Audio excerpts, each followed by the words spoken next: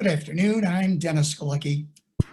Welcome to the 411th Imagine Buffalo program, virtually hosted by the Buffalo and Erie County Public Library. Thank you so much for joining us today. This program is created by the Center for the Study of Art and Architecture, History and Nature, or Cezanne as I pronounce it, and ImagineLifelongLearning.com. Now, we're going to start with our speaker shortly, but first, a little housekeeping. Everyone watching is muted during our speaker's presentation, which will last about 15 minutes or so. We'll have time for questions during the presentation. If you have a question, please type it into the chat box and we'll get to as many as we can. This program is being recorded. You'll be able to watch it again later on the library's Facebook and YouTube channels and share the link with your networks. Now, today's featured speaker is Rich Newberg. Today is the first Tuesday of the month, so our focus is art and creativity. And our theme is to imagine a healthy, wealthy, and sustainable community, and therefore imagine place-based lifelong learning. Rich Newberg is a household name. He is the retired Emmy Award-winning senior correspondent from WIBB TV Channel 4. His numerous broadcast documentaries focus on social issues and include the history of the civil rights movement, which had its earliest roots right here in Buffalo. He is one of the founding members of the Buffalo Broadcasters Association and is spearheading efforts to retrieve Buffalo's moving image history, including the all-important digitization of otherwise lost TV news film and videotape footage. Some of his key stories are available on for free online through the library system website. Now, most recently, Rich started an initiative he calls Teachable Moments in Time, which uses the work of local broadcast journalists as primary source material in the classroom. Today, Rich will discuss Buffalo TV news and the pursuit of racial justice, and how the effective use of archival footage can help bring about positive social change at a time when our country is doing some serious soul searching. So now let's welcome Rich Newberg. Rich? Dennis, thank you so much. And Joy and the library, thank you for giving an old newsman new life, shall we say. Well, if you're my age or anywhere close, you probably lived through the 60s and maybe even remember it a little bit. 1967 riots sparked a special commission called the Kerner Commission. And the Kerner Commission concluded that this country, quote, is moving toward two societies, one black, one white, separate and unequal. And it found that television news and newspapers had failed to adequately report on African American life and really had only a token number of black employees on its staffs. The commission found that the news media report and write from the standpoint of a white person's world. Inner city problems and, quote, the burning sense of grievance by African Americans were seldom conveyed. And this happened to be the period when I was a budding journalist, when I entered the world of broadcast news. And I took this Kerner report very, very seriously. And I vowed pretty much, being a child of the 60s, coming of age in the 60s, that I would do everything in my power as a journalist to help work toward a more just society. I've tried to hold on to that ideal through my years in broadcasting, 46 years in TV news and radio news. And I tried to hold on to the idealism of the 60s. Now, we know a lot of things came out of the 60s that weren't so great. But that ideal that we can make a better world Just imagine, right, Dennis? Just imagine a better world. It stuck with me to this very day. And, you know, as a nation, as Dennis mentioned, we are now really doing a lot of soul searching, and we have to make a lot of adjustments. I see a lot of similarities to the 60s. Despite the accusation by Mr. Trump that journalists are public enemy number one, I believe that television stations, especially on the local level, can play a major role in helping their viewers reach across racial lines and to better understand each other's culture and each other's history. And by going back into the TV news archives, as Dennis mentioned, the film, the videotape from the early years, we can see what conditions were like 50, 60 years ago. And we can gauge the progress that we've made, or a lack of progress we've made over the decades. And this is especially important now in the wake of the murder of George Floyd by a Minneapolis police officer and the fatal shootings of African Americans under questionable circumstances. And I'm proud to say that WIVB, Channel 4, where I worked for 37 and a half years, saw the need 20 years ago. We began producing Buffalo Black History specials, and we focused on the African American experience, not just the present, but we took viewers all the way back to the Underground Railroad and Buffalo's role in the civil rights movement. And many people, even to this day, especially students, young students, they don't understand the history. They don't know the history. That Buffalo, the civil rights movement of today had its roots in Buffalo, New York. It's really incredible when you think about it. And they don't realize that folks like Mary Talbert really were key players, and that they helped our country years and years ago come to grips with what we're now dealing with today. So it was important to me that young students understand the history. They have a sense of place, Buffalo's place in history. And in order for this to happen, we have to somehow tap into their social conscience and whet their appetite to learn. So my initiative, which Dennis mentioned, Teachable Moments in Time, and the initiative of the Buffalo Broadcasters Association, basically takes segments of our Black History specials, presents them as primary source material in the classroom. We began training teachers how to use the material to meet the state standards, New York State education standards. I've been working with the Niagara Frontier Council for the Social Studies, Rich Pizak, who does a great job bringing teachers into play on how to meet the standards now for Common Core. And everything is changing. You know, we don't memorize dates and places like we did when I was a student. We're teaching students how to teach, how to use evidence-based material to make critical decisions in their own lives. Very, very important. So let me begin by showing you a video. This is how it played out at School 61, fourth grade class. And we're using some of the techniques that I mentioned. And I want to just whet your appetite for the fact that we have a very special guest making an appearance here. So look for him. And then I'll take a few questions and we'll move on. If I say to duck, you got to duck. If I say to get low, you best to get low. These Buffalo fourth graders are learning something about the courage of escaping slaves from the South and those who came to their aid as they passed through Western New York on their way to freedom in Canada. I'm on this journey to freedom, and I hears up yonder, it's a big old house that's gonna help me get some fresh clothes and maybe a little food as I continue on.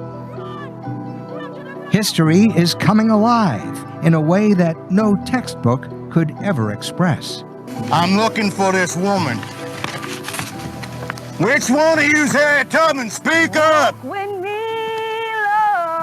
Lord. By viewing this archival piece of local television history donated by WIVB-TV, these young students are able to feel the fears, hopes, and dreams of the freedom seekers. I want you to think of a character trait that you might be able to describe Harriet and all of her accomplishments with. She really cared and was confident of risking her life after, even if that was after her. Might have been maybe a little hard for her because she had to lead a whole bunch of people out of the slavery, and she didn't want to get caught by bounty hunters. They are even learning that some of Harriet Tubman's descendants settled in Buffalo. Growing up, the only people who really knew about Harriet Tubman was her family. Well, that we live in a place where such a mark of history was. You have to stand here and think, this is where it happened, and just be quiet and feel what it would have been like to walk in here. To see it framed in these documentaries is wonderful because it's a great correlation between the students and this community, because now they say, wow, this actually happened in our own neighborhood, in our community. The Buffalo champion of civil rights is given her rightful place in American history. History will record this day and make the truth stand tall. As a teaching tool, it's fantastic. It has a direct connection to our actual curriculum and content, not only globally but locally in Buffalo. Most importantly for these, the youth that we have now that we're working with daily, to see that direct correlation and impact that it had within Buffalo and what the advocacy was at that point in time, and to carry that legacy on to move forward. When local television documentaries and news archives are opened up to teachers, a window to local, state, and national moving image history opens up to their students. 7, the Black Ghetto of Buffalo, New York, erupted in violent rebellion. Some of our policemen don't know how to treat Negroes. They treat them like they're animals and talk to them like they're animals. The Buffalo public schools are unconstitutionally segregated. For these 9 and 10-year-old students at School 61, the age-appropriate lesson on this day deals with positive role models. What kind of character traits might you say that Mr. Eve portrays? Arthur Eve, a former state lawmaker from Buffalo, who fought hard all his life for civil rights and came close to becoming Buffalo's first African-American mayor in 1977. People of goodwill will vote for a candidate regardless of race, color, or creed. And on this day, these children would actually get to meet the living civil rights legend whose story they watched unfold in class. Good morning.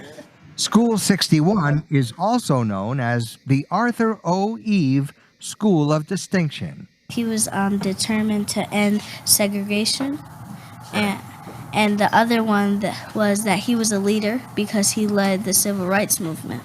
So what did he see when he looked into their faces? I see hope. Hope. Absolutely. We will get there. There's no question in my mind that if we keep working hard, we will succeed. Your series brings the heroes from Buffalo, from New York State, in live action footage to the children. I think it's a very key part of their education. People who cannot remember their past are condemned to repeat it. We're not going back that way.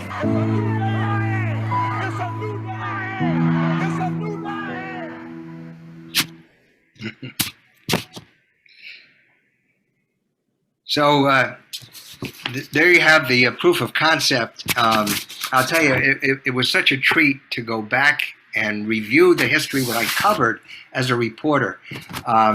Just gave me great satisfaction, and also to get a perspective 30 years later on how things unfolded. And I'm hoping that that's, you know, that the viewers in Buffalo who watch this, and that the students will come away with maybe a new sense of, you know, of identity, and how we define ourselves as people.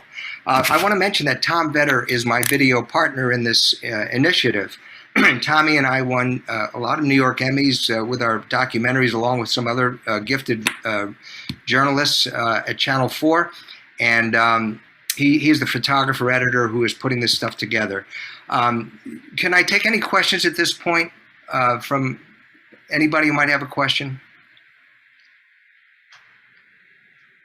Rich, we don't have any questions. We're good. We don't have any questions right now. All right, let me show you the Vimeo Showcase that we're talking about. And this is what is going to be offered to Western New York schools. If you want to call that up, Joy. So what we have here are segments that are basically taken from the long form pieces. Some pieces ran 20, some of these documentaries ran 22 minutes, some were longer. You can see that they cover a lot of different subjects. They only run, some of them run 3 minutes up to maybe 15 minutes. And they're tailored to the short attention span of today's students who are looking for, quick answers, and they're used to going on their phones and their laptops and seeing things very quickly. But I think these offer very powerful messages. Remember when the slave ship, the Amistad, came in, the replica of the Amistad? We have a whole half hour on the Amistad and its impact on local school kids. One in particular I want to show you is number 6 here, the Pan American Negro Exhibit. During the Pan American Exposition, there were just 2 horrible racist exhibits, and it was basically due to the progressive black community in Buffalo that they had a Negro exhibit which showed all of the achievements of black Americans up to that point in the United States, and they had to fight hard to get that exhibit here. I think it had only been shown once in France, but here it was at Pan Am. The second part of this piece I'm going to show you now deals with the assassination of President McKinley at the Pan Am. And little known history that it was an African American who wrestled the gun away from Czolgosz, the anarchist who shot McKinley. And the Secret Service really didn't want people to know that it was an African American. They wanted to take the credit for it. And so we were able to go to the Buffalo Library and go into the archives there and their fantastic collection, and really bring out some stuff that hadn't been taught before and really wasn't very well known before. So let's take a look at this piece. This is one of many that teachers can access in this Vimeo Showcase. The Great Pan American Exposition in Buffalo at the turn of the 20th century reflected the attitudes and trends of the times. The Midway, with its foreign villages, promised visitors curious and interesting evidence of civilization so different from our own. An exhibit called the Old Plantation was part of the Midway, complete with slave quarters, and by today's standards, it was described in awful terms. When the darkies were content and happy, and as slaves, and their children were described as pickaninnies. The language today is abhorrent, and I'm sure that African Americans in 1901 also felt repulsed by it. Another carnival-type attraction you can actually see here from the gondola was the Darkest Africa exhibit. Touted as a collection of some 35 African native tribes showing villages in their primitive state, African culture was reduced to savages with spears and a great white hunter. The African tribal members were paid to appear bizarre and entertain the fairgoers. That they were supposed to do the wildest and most savage dances that they could possibly do. And these were major attractions. It was no coincidence that Darkest Africa was placed near the Old Plantation exhibit. to say actually that slavery had done a great thing for these people. So here are these wild beasts that you have in the African village, but see how docile they are, and there's Laughing Ben, and he's having such a great time, and the Pickaninny children are playing. The tragedy is that 8 million people came to that fair, so they saw this and they walked away with these images. Even before the exhibition opened, prominent African Americans in Buffalo knew about these exhibits, and they protested. They called for the inclusion of the so-called Negro Exhibit, which had been featured in Paris. This exhibit highlighted the achievements of African Americans, from emancipation to the turn of the century. The Negro Exhibit did come to Buffalo, but had been forgotten over the last century, until just recently. A huge Pan-American Exposition scrapbook was discovered in the Buffalo and Erie County Main Library by rare book curator William Lose. Its pages were brittle. It's slowly breaking as I turn the leaves. He found a pamphlet for the Negro Exhibit among the many items inside. Well, the pamphlet was devoted to the exhibit of material relating to the advancement of Black Americans, and that it was professionally printed. Unusually, it had a lot of advertising by local companies. The exhibit featured 300 works of great Black Americans, including The Future of the American Negro by Booker T. Washington and The Underground Railroad by William Still. The first time a major exhibit of material relating to Black Americans had been exhibited in any northern state. The famed Reverend Nash of Buffalo was featured on the pamphlet cover, along with entrepreneur and politician James Ross, who promoted the exhibit. The local effort to bring this federally funded exhibit to Pan Am speaks volumes about Buffalo's Black community at the time. The African American community in Buffalo at the turn of the century did have some power that we don't see in looking at the regular histories of Buffalo. Buffalo's African American community would again become incensed following the assassination of President William McKinley at the exhibition. The man who shot McKinley, Leon Czolgosz, was knocked to the ground by an African American, James Parker. Parker was then written out of history. McKinley had given a major address on trade policy the day before appearing at the Temple of Music for a reception. Czolgosz, believed to have been an anarchist, had hidden a revolver under a handkerchief in his hand. He shot the president twice. Parker, who was a waiter at the Pan Am, prevented Czolgosz from getting off a third shot. He knocked Czolgosz down and held him from shooting the third shot into McKinley. While Parker never boasted about his actions, eyewitness accounts of his bravery were written up in newspapers in Buffalo and across the country. But Parker was not asked to testify at the trial of Czolgosz and was never identified during the trial as the citizen who risked his life to stop the assassin. He kind of exemplifies the Black African-American men that have been played a part in history all through the history of America, that were on the periphery or even participated strongly into the development of this country that was kind of pushed aside. The Secret Service would take all the credit for seizing the gunman. The Secret Service is dedicated to protecting the president's life, and when they don't do that, it's highly embarrassing for them, even today. Beyond the Road to Freedom, a News 4 special presentation. So that was a clip from Beyond the Road to Freedom, and very quickly, Joy, can you show what the collection looks like on the my library collection? If people wanted to go to, it's called the Rich Newberg Reports Collection, but it also contains the work of some wonderful journalists from Channel 4. You can see, if you want to scroll down, there's the Holocaust. A lot of time was spent on documentaries on the Holocaust. A Life in the Balance about the mentally ill. Can you scroll down there, Joy? Melissa, I'll do it. Hold on a second. And all of the subject matter hopefully will be incorporated into lesson plans in the future for students.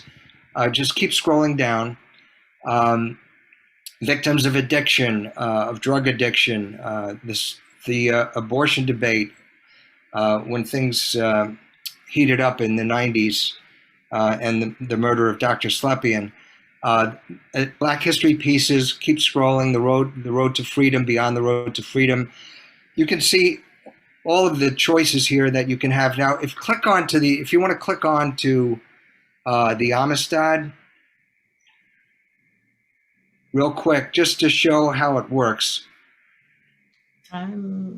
Scroll down a little bit, scroll. A change of course. So the graphic comes up, click on play. The metadata is written to the right so you can read a little bit about what it's about. The following is a special documentary. And the piece will play out in its entirety. Okay, I just wanted to show how it works. Should we take questions now, or do you want me to show the final broadcaster's initiative? We do have, someone just wrote a nice comment. These pieces are excellent. We're glad that schools have access to them, but how are they accessible to the public, which you just responded to? I don't know if you want to just give that quick, we won't show anything else, but just say again how people can access these and if they want to get in contact with you. Yes.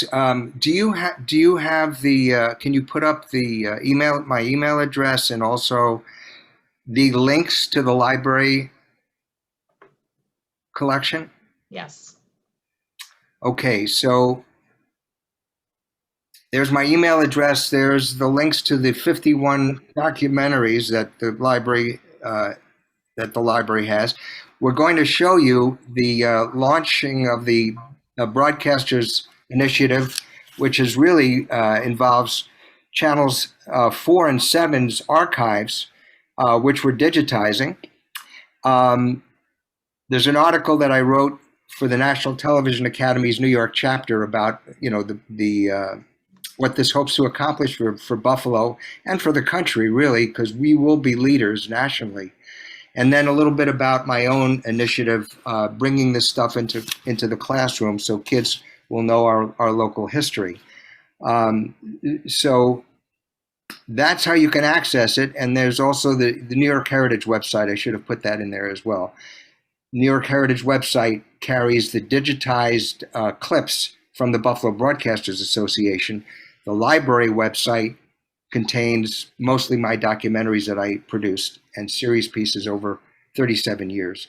And we've always had a wonderful relationship with the library, just a wonderful relationship. When I first came to Buffalo in 1978, I wanted background material on the broadcast industry and on the history of Buffalo, and there wasn't very much at the time.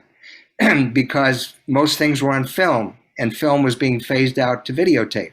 So I made a vow to myself that if I produced anything of any merit, and if I was lucky enough to have a good life and a good career in Buffalo, I'd make it available to the public. And that's exactly what we've done. I worked with fantastic videographers, Mike Mombray Jr., Tom Vetter, just a whole host of wonderful, wonderful videographers who make, television is about telling stories through moving pictures. And if you don't have the pictures, you don't have the story. And if you take time to look at some of these documentaries, you'll see the work that they did and how they tapped into the human element and the human condition. And without their eye and heart and mind, I probably wouldn't be here. So I really pay tribute to the photographers and their fine, fine work. I'd love to take any questions.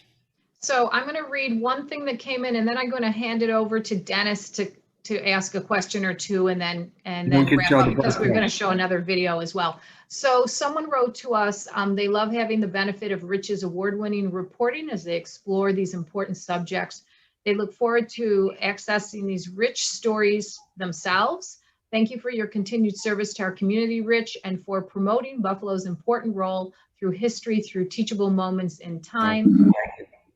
I couldn't have said it better myself, but someone wrote that in, one of our participants today. I think that was my mother, but she's in Parkland, Florida, so she probably didn't write that. No, thank you very much, whoever wrote that. I really appreciate it.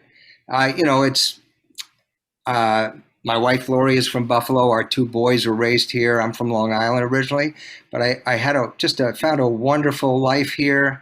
The people are the best in the world, the most giving people in Buffalo, New York.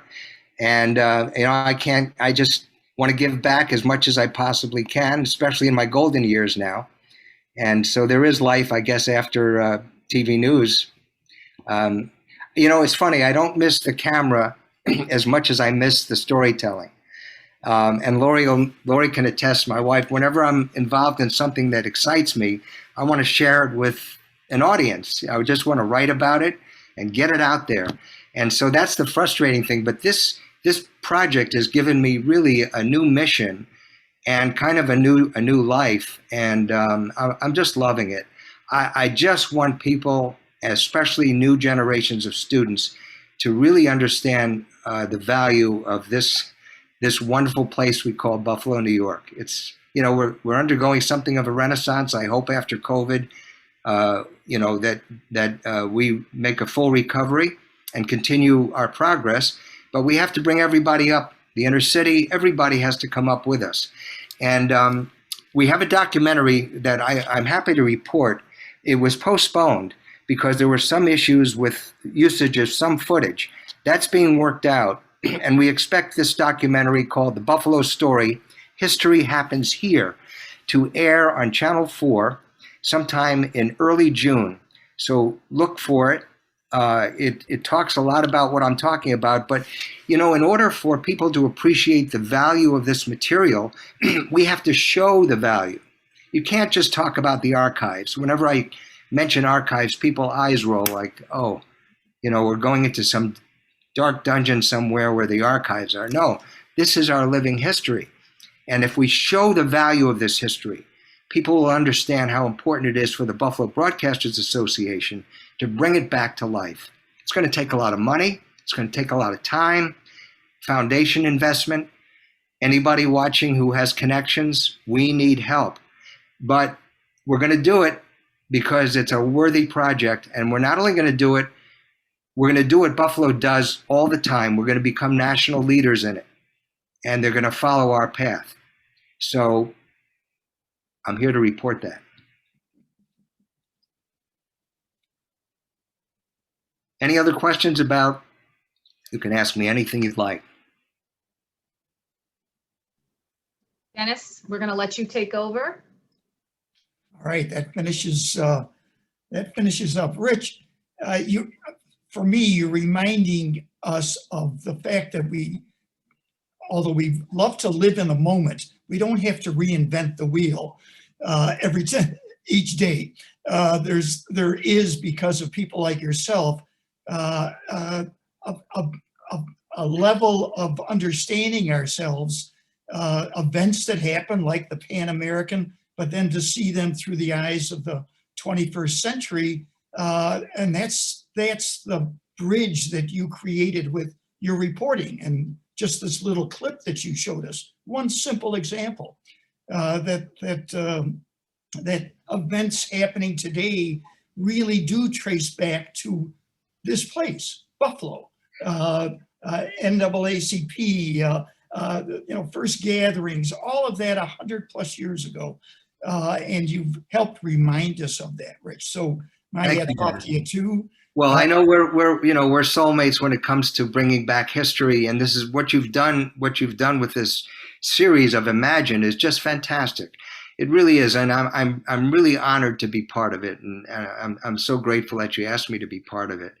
And I do want to show our viewers, if they'll stick with us, one more piece, and it's a very short one, but Jackie Walker produced it. She's my co-producer with Tom Vetter, and the graphics with Kurt Murphy did the graphics in this fantastic, my co-producer as well. But Murphy did the graphics on the Buffalo collection in the library, but Jackie produced this piece, and it'll give you a synopsis of why it's so important to bring back our history. If you lived through the blizzard of '77, you probably have some hazy memories of that time. But what if you could see the news reports from back then, the snowy scenes, the stranded people, the spinning tires? The Buffalo Broadcasters Association is making that happen, and Channel 4 has a leading role in this giant project. Senator Jacob Javits took to the air this morning to tour a 5-county blizzard area aboard an Army helicopter. They are images from another time, a time when Buffalo was bested by a blizzard, when Bethlehem Steel shocked local families with massive layoffs, and when politicians stood their ground and spoke their minds. If there's one thing this city has needed, it's courageous, principled leadership. And Jimmy is the man to do the job. There isn't a doubt. All these WIVB news reports from 1977 and many more are now available to everyone just by clicking online. This is something that no other medium can accomplish. You know, you can have a snapshot of a photo in time, but to see it unfold on the screen is just amazing. To see the players, to see reaction. Retired Channel 4 senior correspondent Rich Newberg has been spearheading a massive project by the Buffalo Broadcasters Association to preserve decades-old news film and videotape of Channels 4 and 7. It is deteriorating rapidly in boxes and on shelves, and some has even been rescued from dumpsters. We are so proud that the Buffalo Broadcasters are doing this. Number one, because we're an all-volunteer organization. Nobody in the broadcasters gets paid. We do this because we love it.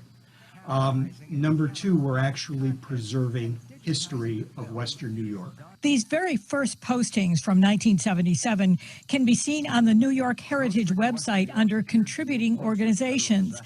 But preserving all this film is costly. Saving this sample of film from 1977 was made possible by a grant from the Western New York Library Resources Council.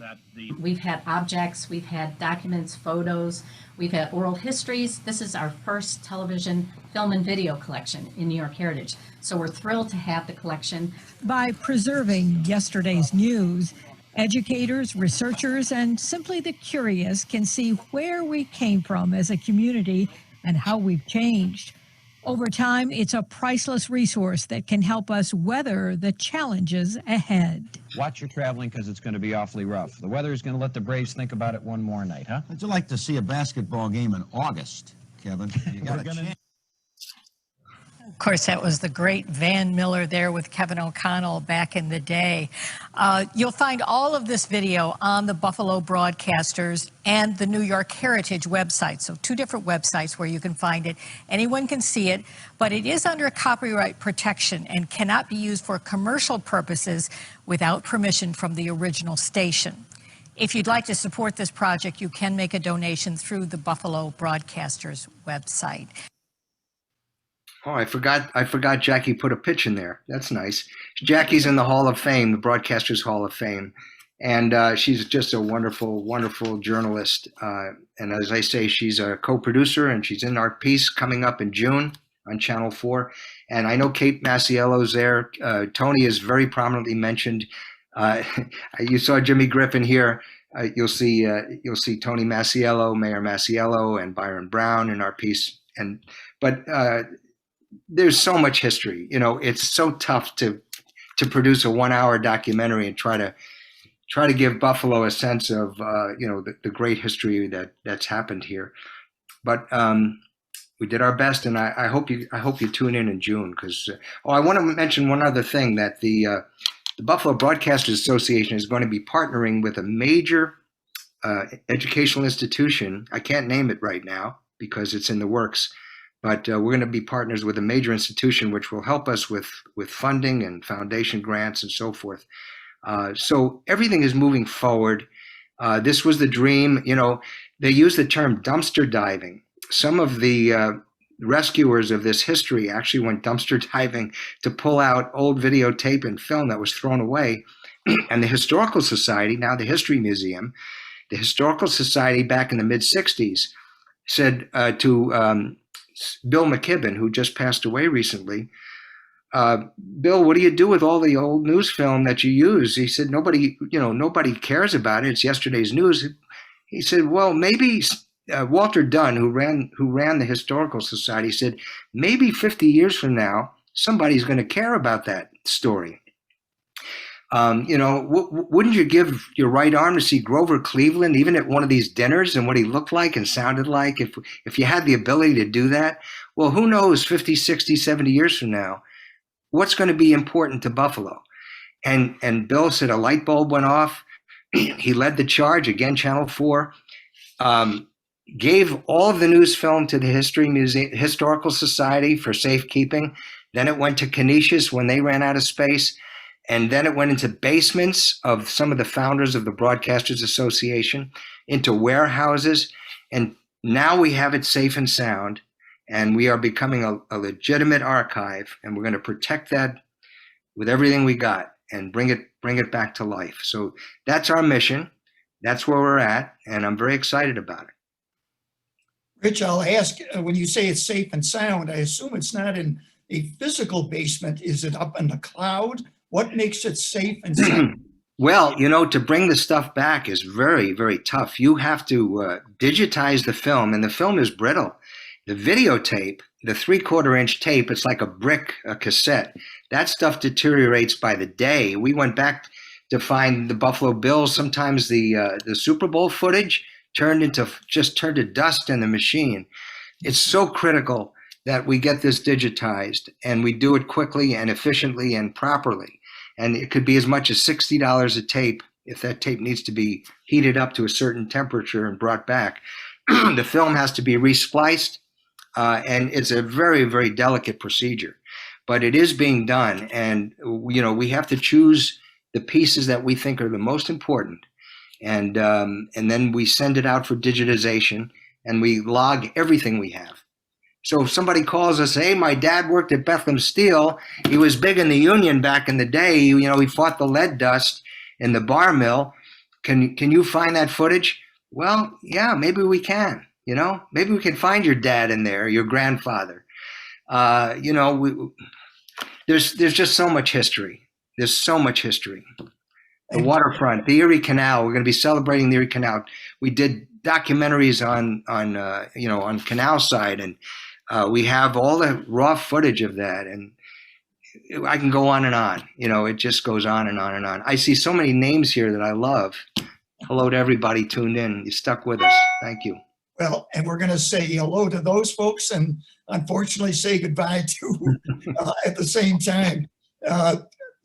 Rich, we're going to obviously, we chatted before, do our best at the Imagine program to keep pointing to this project. It's an extremely important one. It literally is taking our past and digitizing it and making sure it's available for future generations to use with as they please. At least we'll do our part. So you have my commitment to do that. Oh, thank you, Dennis. Thank you so much. It means an awful lot to us. Well, we need the community behind us, because this really brings us, you know, back into the public spotlight. And I believe we're going to be once again in the national spotlight, which there's always a Buffalo connection, by the way. If you watch this hour special, we talk about all of the Buffalo connections that resonate, from the Pope, you know, to Terry Anderson, who was held hostage, to Cynthia Dwyer. I mean, it goes from the end of steelmaking to the beginning of the waterfront. Love Canal, a huge section on Love Canal, and how the courageous people of Love Canal got the Superfund started, got out of there, got Jimmy Carter to come here, and Jane Fonda came here. You'll relive all of that in this hour special. Good to hear. That's a good promo for that special. More to come. But when I say the Imagine series will help, believe me, it's rooted on the fact that the Imagine series is connected with our wonderful Buffalo and Erie County Public Library. So the library does a beautiful job, job. And that's the starting point. So folks, thanks so much for joining us today.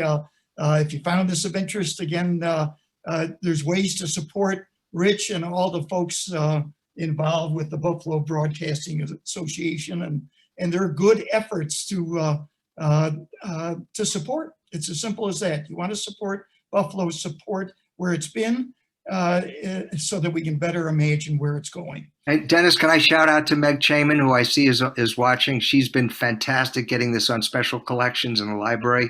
And of course, Mary Jean, she's been great. Just tremendous vision to digitize and get it out there. Thank you. And also, I'll add the Western New York Library Resource Council as well. Oh, absolutely. Absolutely. Yep. Heidi Ziemer has been our mentor.